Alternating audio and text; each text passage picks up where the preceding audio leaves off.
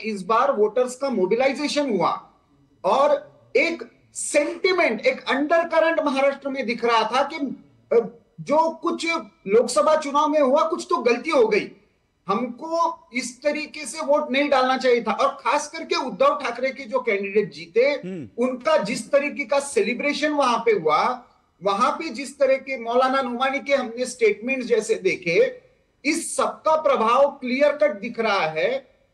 यदि ये trend hold करता है तो ये क्लियरली बताएगा कि अपीजमेंट की नहीं पॉलिटिक्स, नहीं, पर प्रफुल्ल डेवलपमेंट जी, की पॉलिटिक्स।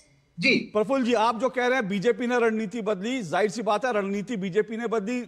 एक ब्रेकिंग, उसके बाद मैं आपके पास तुरंत आ रहा हूं। महाराष्ट्र रुझानों में महायुति को बहुमत, और इस वक्त की बड़ी खबर जो है, महाराष्ट्र के रुझानों में महायुति को बहुमत मिल गया। यह बहुत बड़ी जीत है महाराष्ट्र में, जहां चुनाव में चुनाव हो रहा है, वहां महायुति को बहुमत स्पष्ट तौर पर मिल गया। इस वक्त की बड़ी खबर। और अशोक, ये बहुमत जो है उसका अंतर भी देखिए कितना बड़ा दिख रहा है एकदम, मतलब 88 सीटें, 40 सीटें, पूरा जो रुझान है वो एक बहुत बड़े मार्जिन अभी करीब 90 सीटों के रुझान आने बाकी हैं, लेकिन 90 सीटों के रुझान आने से पहले महायुति को बहुमत मिल गया है। यह महाराष्ट्र में जो है बहुत बड़ी खबर। और महाराष्ट्र नहीं, मैं बार बार कह रहा हूं, यह महाराष्ट्र का चुनाव राष्ट्र का चुनाव बन गया, जिस तरह से चुनाव लड़ा गया, इसलिए इसके बड़े इंप्लीकेशन जो है वो राष्ट्रीय स्तर पर है। लेकिन प्रफुल्ल केतकर, मैं आपसे सीधा सीधा जो आप कह रहे हैं, जो बड़ी जो हमको खबर भी मिल रही है, उस पर भी टिप्पणी के साथ आपने कहा बीजेपी ने रणनीति बदली, लोगों को भी लगा लोकसभा चुनाव में जो है कहीं ना कहीं गलती हो गई है, लेकिन साथ साथ यह भी स्वीकार करना पड़ेगा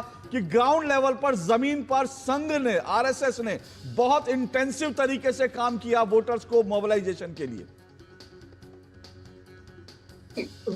अशोक, आप एक बात समझिए कि केवल संघ ने नहीं, जितने भी हिंदुत्व विचार के साथ जुड़े हुए संगठन थे, और मैंने इसीलिए कहा कि लोकसभा, आपने धुले सीट का उदाहरण दिया, धुले सीट में क्या हुआ था, तो सुभाष भामरे जो सिटिंग कैंडिडेट थे, 5 विधानसभा क्षेत्र में वो लीड लिए हुए थे।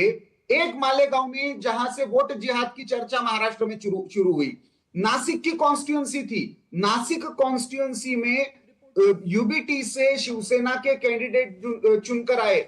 उसके बाद की जो रैली निकली, सामान्य व्यक्ति ये कह रहा था कि महाराष्ट्र में इतना हरा गुलाल हमने कभी नहीं देखा। ये जो सेंटिमेंट बिल्ड करता है, उसके बाद जब ये होता है कि vote percentage 4%, voting percentage turnout में बढ़ गया, फिर ये एक बटेंगे तो कटेंगे